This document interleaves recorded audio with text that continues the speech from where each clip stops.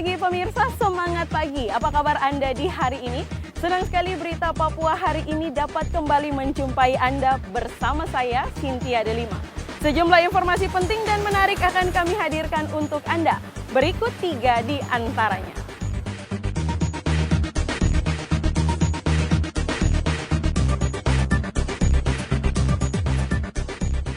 Tidak mengantongi dokumen pelayaran resmi, sebuah kapal penangkap ikan di Merauke ditangkap petugas Bea Cukai.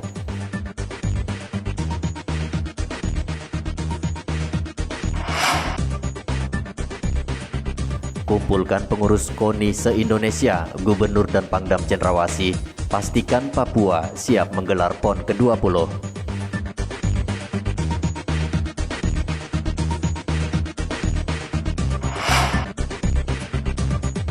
Berbekal pelatihan dari Kepulauan Seribu Jakarta, pria berusia 64 tahun membudidayakan ribuan tanaman bakau di Sorong, Papua Barat.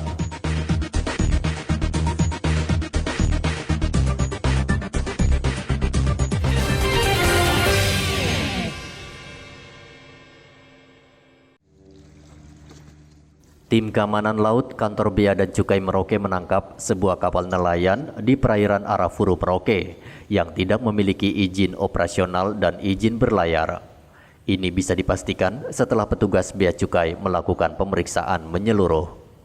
Kapal nelayan ini seharusnya berlayar dengan mengantongi sejumlah perizinan dari Kementerian Kelautan dan Perikanan dan badan lain yang terkait. Perizinan ini penting untuk mengetahui status hukum kapal, jaminan keselamatan ABK, hingga untuk mencegah penyelundupan. Kapal yang bernama KMN Teman Setia 03 saat ini ditahan di Pelabuhan Perikanan Merauke dan diproses secara hukum.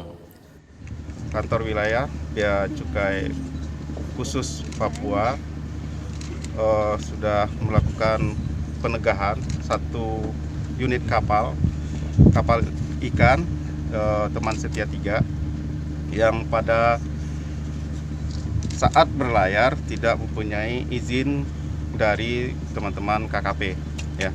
Mungkin undang-undang yang dilanggarnya adalah undang-undang tentang perikanan dan undang-undang tentang pelayaran, ya.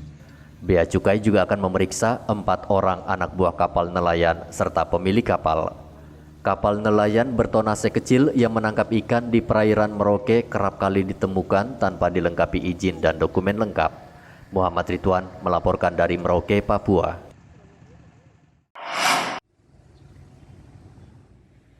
Seorang pemilik usaha pangkas rambut di Jalan Hasanuddin Mimika dikeroyok 3 orang pemuda hingga babak belur. Kamis kemarin, Sugiono melaporkan pengeroyokan ini ke Mapolsek Mimika. Ia menderita luka cukup berat sehingga harus dituntun karena sulit berjalan. Menurut keluarga korban, pengeroyokan terjadi saat korban yang berada di tempat usahanya didatangi sekelompok orang tak dikenal. Mereka meminta uang secara paksa. Karena korban melawan, pelaku lalu mengeroyoknya. Ada orang datang 3 orang dengan meminta uang kepada korban. Berapa jumlahnya saya juga tidak tahu yang diminta, akan tetapi kata tidak dikasih sama korban langsung dipukul, langsung dikeroyok sampai babak belur begitu. Tapi sebelum dipukul, korban juga sempat melarikan menyelamatkan diri ke kios sebelah. Polisi saat ini sudah meringkus 1 dari 3 orang pelaku. Hasil pengembangan yang dilakukan oleh tim bahwa yang 1 sudah diamankan, sedangkan yang 2-nya itu masih dalam pencarian. Oleh sebab itu kami berharap kepada para masyarakat yang ada di sekitaran TKP yang mungkin mengenal atau mengetahui keberadaan 2 orang tersebut, tolong dilaporkan ke pihak kepolisian agar kami bisa dapat. Polisi masih memburu kedua pelaku lainnya dan meminta warga yang mengetahui segera memberitahu ke kantor polisi terdekat. Igobat Memolin melaporkan dari Mimika, Papua. Polres Merauke menetapkan 6 polsek di jajarannya tidak lagi memiliki kewenangan melakukan penyidikan perkara. Ke-6 polsek tersebut adalah Polsek Okaba, Muting, Bupul, Jagebob, Onggaya, dan Polsek Sota. Penetapan ini sesuai dengan keputusan Kapolri bulan lalu yang membatasi wewenang kepolisian sektor hanya menjaga keamanan dan ketertiban masyarakat. Wakapolres Merauke Kompol Leonard Yoga mengatakan, sejauh ini polsek tersebut lokasinya terbilang jauh dan jumlah perkara yang ditangani juga tidak banyak. Bahkan, menurut dia ada polsek yang selama setahun tidak menangani perkara sama sekali. Ini juga sudah melalui suatu proses analisa dan evaluasi. Ya. Jadi kalau untuk menambah beban kerja di Polres, khususnya di fungsi penyidikan seperti reskrim narkoba, sebenarnya tidak, ya, karena memang dari hasil analisa dan evaluasi 5 tahun terakhir, polsek-polsek ini memang tidak melakukan penyidikan. Ya. Jadi setiap ada tindak pidana yang harus disidik akan dilimpahkan ke Polres. Sejauh ini sudah berjalan seperti itu. Jadi sifatnya tidak menambah beban dari Polres sebenarnya. Nah, justru dengan adanya SCAP ini tentu saja lebih memaksimalkan Polsek sebagai garda terdepan untuk fungsi pemeliharaan Kamtibmas. Nah, untuk fungsi Polsek sendiri, Pak Waka, apakah bisa mengambil tindakan di lapangan untuk hal-hal yang menyangkut soal Kamtibmas? Ya, tidak masalah. Artinya untuk TP-TKP ya, tindakan pertama di TKP tetap bisa. Tetap bisa. Cuman ketika itu mengarah ke penyidikan, dalam hal ini koordinasi ke kejaksaan, criminal justice system, nah itu nanti akan dilimpahkan ke Polres. Yoga menambahkan selama ini Polres Merauke sudah terbiasa banyak menangani perkara dan pelimpahan kasus dari Polsek, sehingga keputusan Kapolri tersebut tidak menjadi beban. Polres Merauke saat ini memiliki 11 Polsek di 20 distrik yang ada di Merauke. Kini bila ada warga yang berperkara di wilayah 6 Polsek tersebut akan langsung ditangani Polres Merauke. Muhammad Ridwan melaporkan dari Merauke, Papua.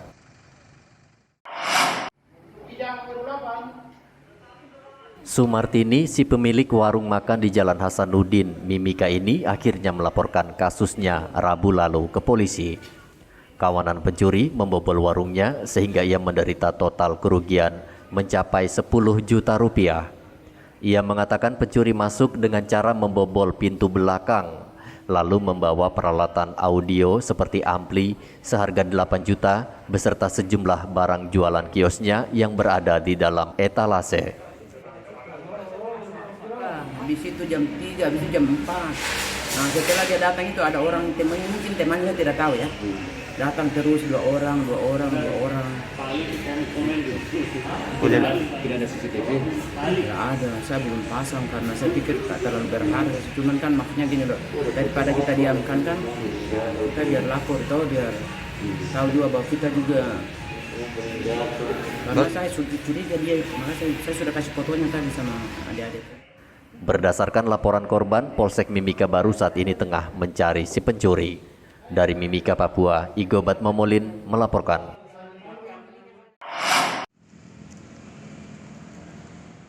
Polres Merauke memastikan akan memberlakukan tilang elektronik pada Juni mendatang. Polres Merauke saat ini masih taraf sosialisasi serta membangun infrastruktur seperti pemasangan kamera pengawas di sejumlah ruas jalan utama. Nantinya kamera tersebut akan memantau pengendara yang melintas.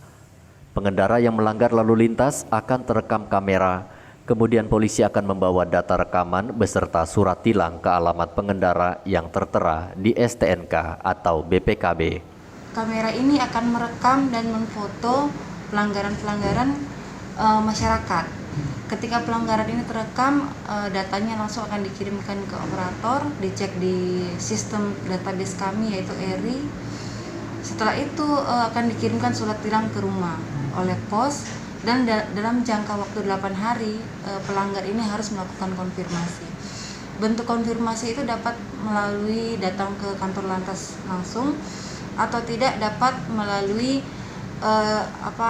lewat SMS sehingga atau link yang sudah ditentukan, sehingga ketika sudah dikonfirmasi maka akan dikirimkan kembali kode briva untuk pembayaran tilang.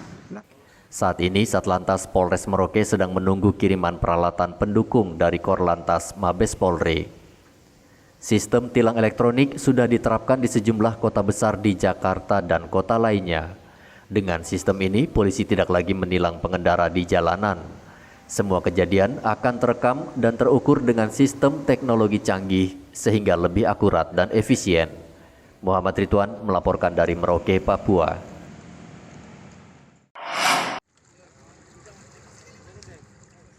Puluhan mahasiswa Universitas Musamus Merauke Kamis kemarin menggelar kerja bakti membersihkan drainase untuk mengantisipasi banjir akibat curah hujan yang masih tinggi di Merauke.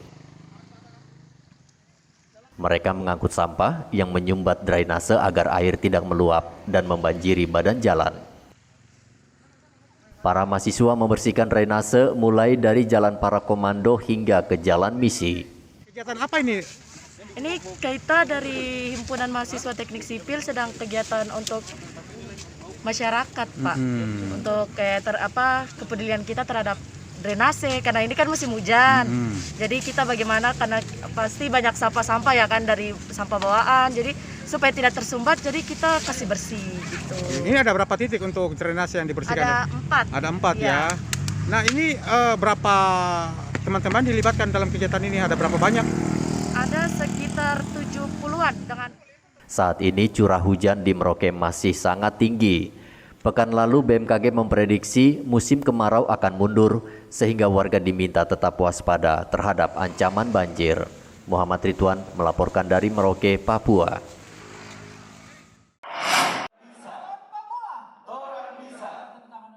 Panitia Besar Pekan Olahraga Nasional Papua mengumpulkan seluruh pengurus Komite Olahraga Nasional Indonesia atau KONI dari setiap provinsi. Pertemuan yang digelar di salah satu hotel di Kabupaten Jayapura itu digelar dengan protokol kesehatan dan hanya mewajibkan 3 orang dari setiap pengurus yang bisa hadir.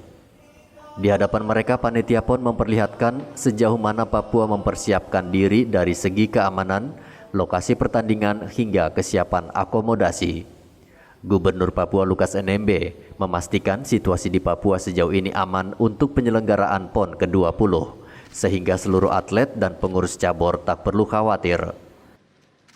Saya menyampaikan bahwa Papua jangan berhenti dari Papua. Semua orang berprestasi, silakan bantu. Kami siap terima. PON bisa terjadi ribuan tahun kami bisa dapat kesempatan. Itu yang diyakini oleh masyarakat Papua. Oleh karena itu, masyarakat Papua merasa bangga menjadi tuan rumah karena ini harga diri harus ini.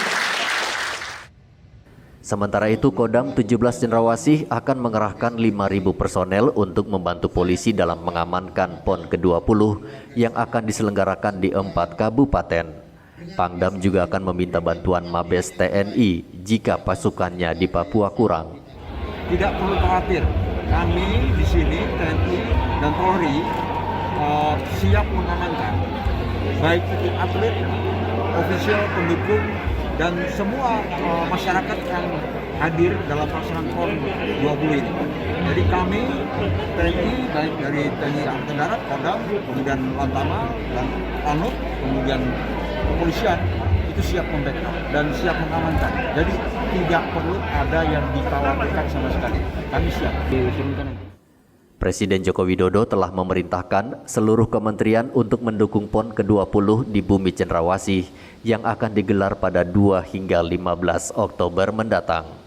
Presiden saat ini masih menunggu regulasi protokol kesehatan yang digunakan pada Olimpiade Tokyo Juli mendatang sehingga bisa diterapkan di PON Papua.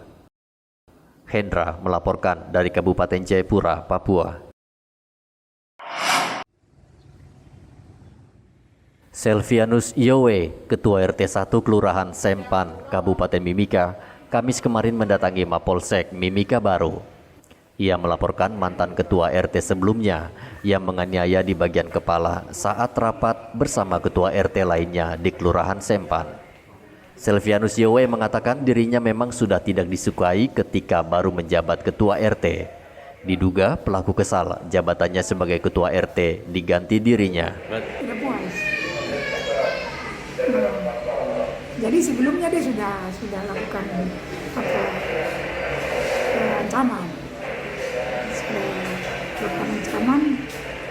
tetapi lewat omongan.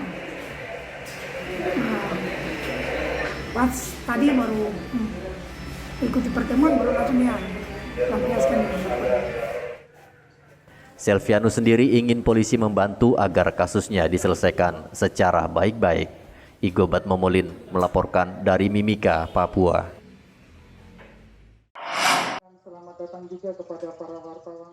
Tidak seperti sekolah pada umumnya, siswa Sekolah Menengah Pertama Negeri Buti di Merauke melaksanakan ujian sekolah dengan cara yang unik. Mereka ujian tidak menggunakan peralatan menulis seperti pulpen dan kertas, melainkan diajarkan membuat rujak. Tetapi tunggu dulu, rujak ini hanya metode agar siswa belajar memahami bahasa Inggris dan matematika dengan cara lain. Dengan metode ini siswa diajarkan bagaimana harus mempersiapkan buah serta peralatannya. Mereka diminta harus menyebut satu persatu buah dalam bahasa Inggris. Lalu mereka disuruh menghitung seluruh harga buah dan bumbunya untuk menjadi satu porsi rujak. Selain guru, orang tua siswa juga dilibatkan untuk memberikan penilaian.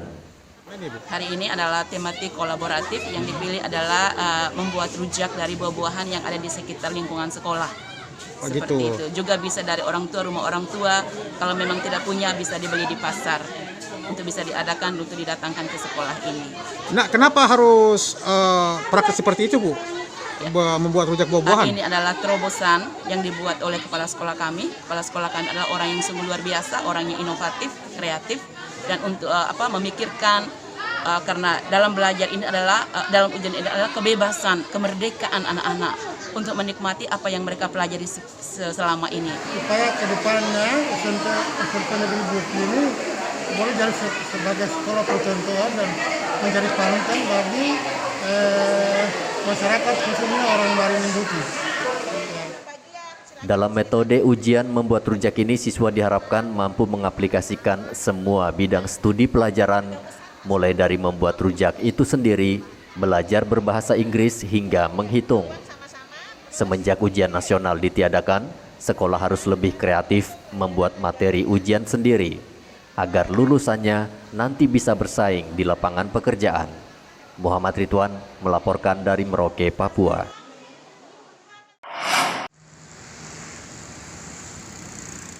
Seperti biasa menjelang bulan puasa, Pegadaian kerap menjadi incaran warga untuk menggadaikan sesuatu agar mendapatkan uang tambahan. Pegadaian Merauke mencatat terjadi peningkatan kunjungan warga yang datang untuk menggadaikan emas. Namun minat warga untuk menggadaikan barang atau emas tidak setinggi tahun lalu, hanya naik 5%. Hingga bulan ketiga di tahun ini, Pegadaian Merauke telah mengucurkan dana ke warga hingga mencapai 10 miliar rupiah. Dana ini cukup membantu warga di tengah pemulihan ekonomi saat ini. Pandemi ini kemudian mendekati masa-masa Lebaran, memang terjadi kenaikan. Tapi kenaikannya berbeda dengan tahun-tahun sebelumnya, sebelum adanya pandemi. Ya, kelihatan dari situ. Kemudian persentasenya kalau kita ukur, persentasenya juga tidak terlalu besar, hanya naik sekitar 5% memang. Dari yang kalau kita bilang ya year to day-nya ya, perbandingan tahun lalu dengan posisi tahun ini di hari ini itu turunnya sekitar, kalau dari sisi pertumbuhannya memang naiknya sekitar 5% aja, tidak banyak. Iya, saya sudah sering setiap tahun kita menggunakan jasa penggadaian. Soalnya kan kita tidak ada uang, jadi mau tidak mau kita harus gadaikan kita punya emas ke penggadaian, karena itu bisa membantu kita punya perekonomian keluarga. Biasanya minjam untuk dipakai apa, Ibu? Untuk kebutuhan sehari-hari, kebutuhan anak sekolah, untuk lebaran, biasanya kita gunakan seperti itu. Ibu biasanya bawa emasnya sampai berapa gram untuk dibawa sini?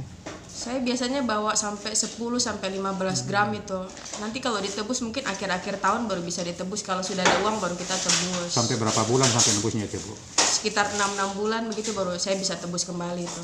Nah memang terus ketika mau perlu duit lagi ke Pegadaian lagi? Iya, kita ke Pegadaian lagi kan masih bisa digadai lagi mas-mas yang lain-lainnya toh. Emas tetap menjadi primadona untuk digadaikan warga. Selain praktis, emas juga sangat liquid atau mudah dicairkan dalam bentuk uang. Muhammad Ridwan melaporkan dari Merauke, Papua.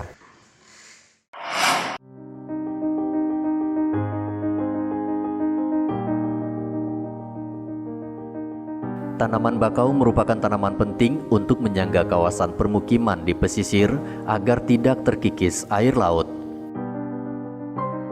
Namun tidak banyak orang yang peduli untuk mengembangbiakan tanaman bakau ini.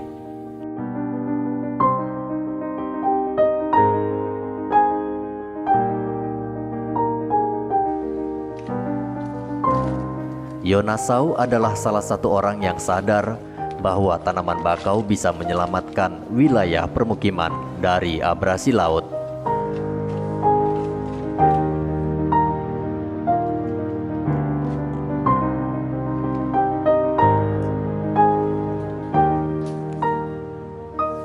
Berbekal pelatihan dari Kepulauan Seribu Jakarta, pria berusia 64 tahun ini mengajak anggota keluarganya menekuni usaha pembibitan bakau.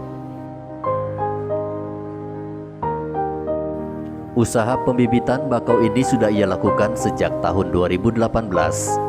Pembibitannya dilakukan di Jalan Victory Pantai, Kota Sorong, Papua Barat.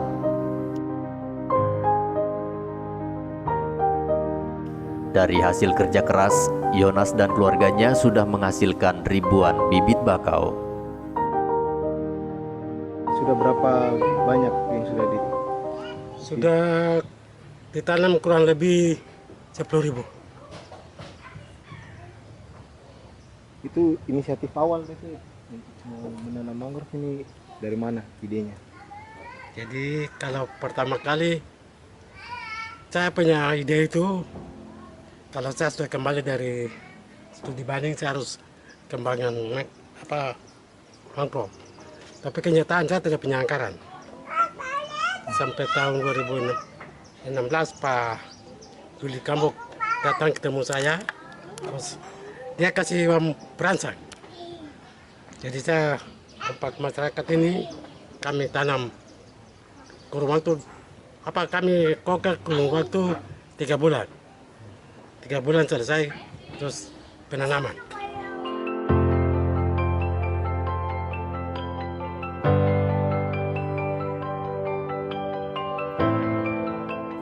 Pohon bakau ini ditanamnya di pesisir Kota Sorong yang terkikis pembangunan dan abrasi pantai.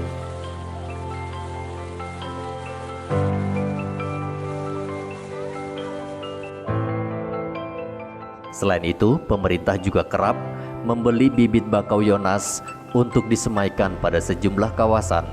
Salah satunya area landasan pacu Bandara Dominic Edward Osok Sorong.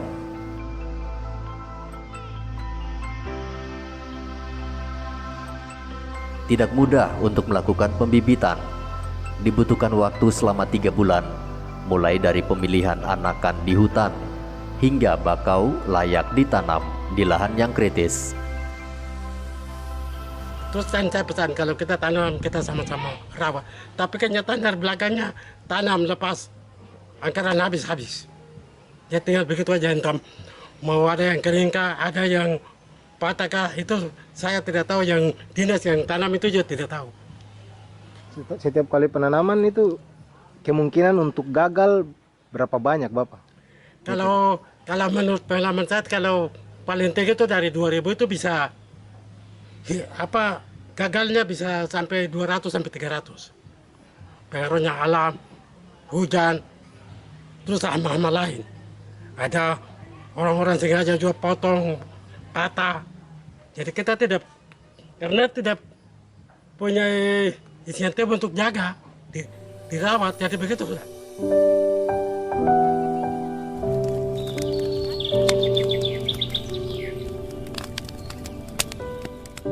Yonas mengatakan proses pembibitan harus diimbangi dengan pengawasan sebab kemungkinan gagal sangat tinggi.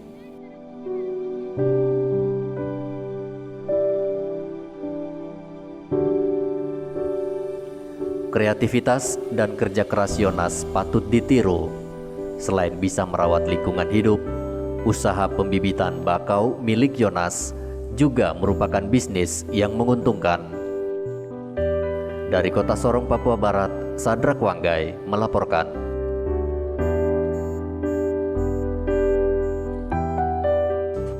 Pemirsa, berita yang baru saja Anda saksikan sekaligus menutup jumpa kita dalam Berita Papua pagi ini. Bersama kru yang bertugas, saya Cynthia Delima ucapkan terima kasih dan kami pamit undur diri. Selamat pagi, semangat pagi, dan wanyam.